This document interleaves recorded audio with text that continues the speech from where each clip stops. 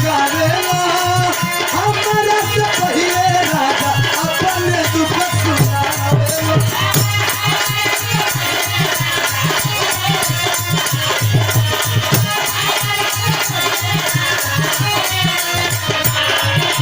अरे दूध में तोहरा नावा दाल में खोला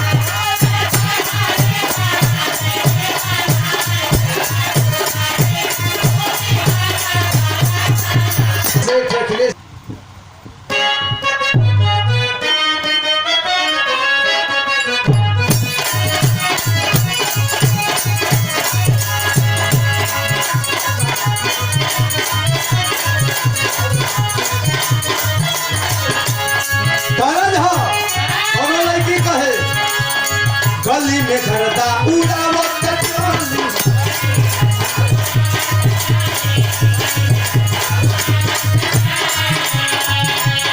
बच्चे लड़कन में हो फला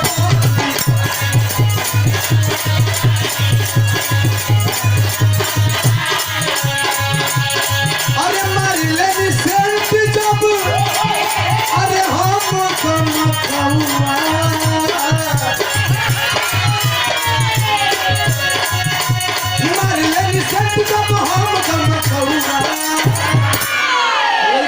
अरे गोरी चोरी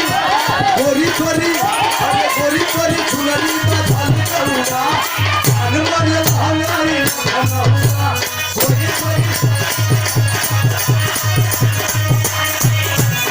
लेकिन भैया का फरमाइश है माननीय अखिलेश जी का सम्मान में एक लाइन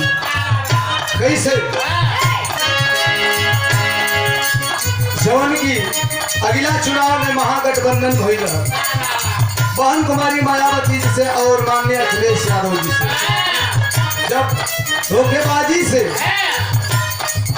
लोग चुनाव जीत गए जीतने वाले, लेकिन जब चुनाव हार गए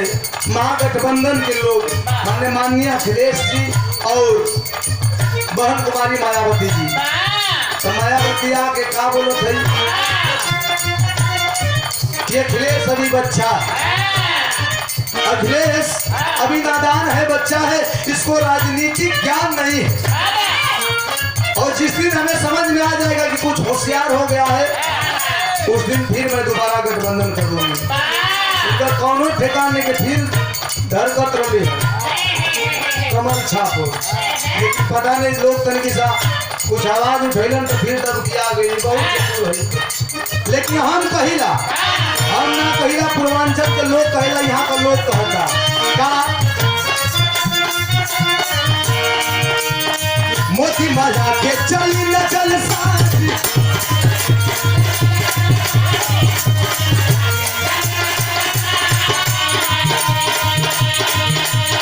ज्योति के सरनी ना यूपी में